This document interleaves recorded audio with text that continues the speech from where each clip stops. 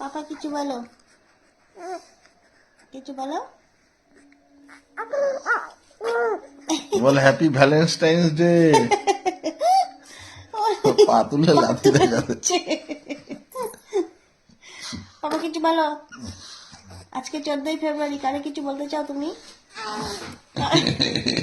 পা দিয়ে? ই বাবা, পা দিয়ে বলবো তুমি? রাম, কাউকে কিছু বলতে চাও আজকে 14ই ফেব্রুয়ারি? আজকে দু হাত তুলে বলে কৃষ্ণ নাম, দু হাত তুলে বলে কৃষ্ণ নাম। ওরে বাবা, 14ই ফেব্রুয়ারি কাউকে কিছু বলতে চাও? কাউকে প্রপোজ করতে চাও?